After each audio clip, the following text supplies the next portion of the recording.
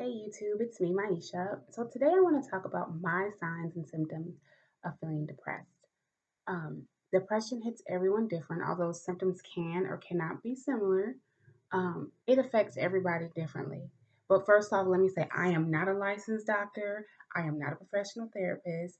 I am just sharing my experience in hopes that it helps bring awareness to the mental health issues that affect women of color, particularly Black, Latino, and Asian American women. We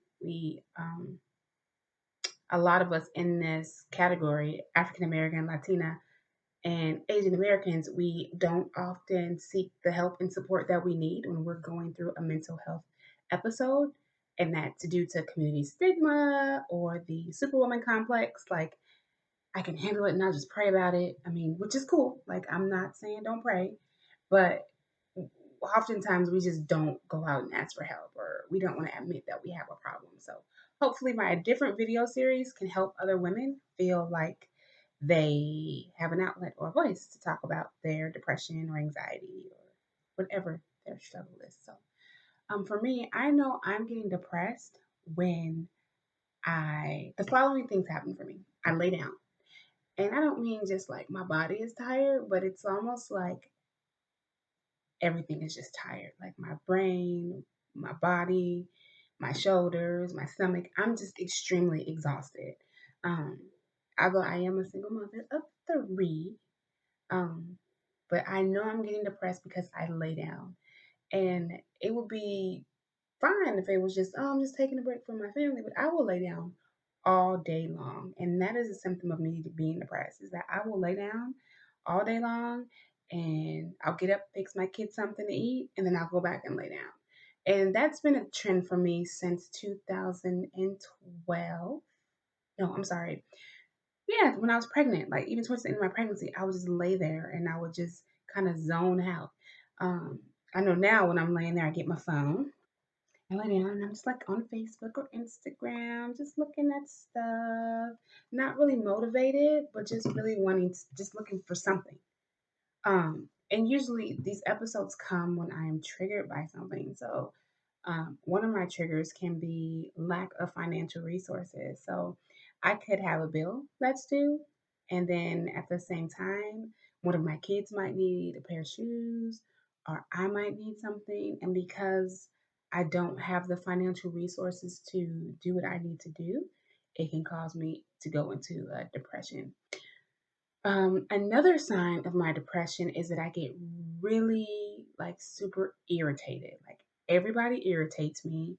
I take my anger and frustrations out on everyone, with the exception of my kids, which is really awkward because you would think they're like the closest things to me and the people closest people to me. So I would like take it out on them.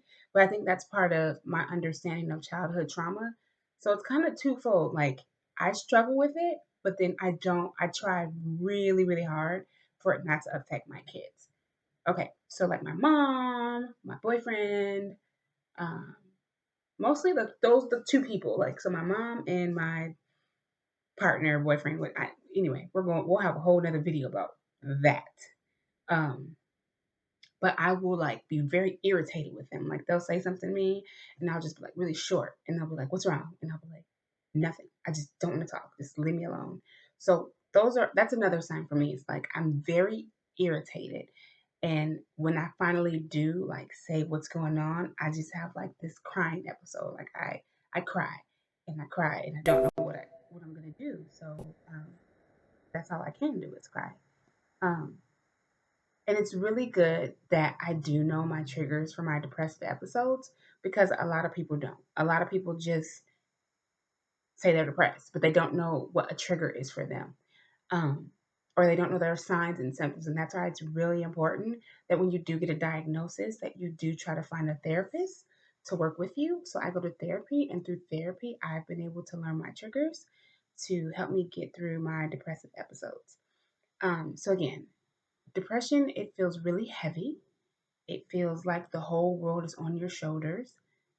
Some days you want to get out of bed, some days you don't. But you find what works for you. Um, and so with the help of my medication, I do take Wellbutrin. I am able to thrive and make better and more informed decisions, and my symptoms don't affect me as much.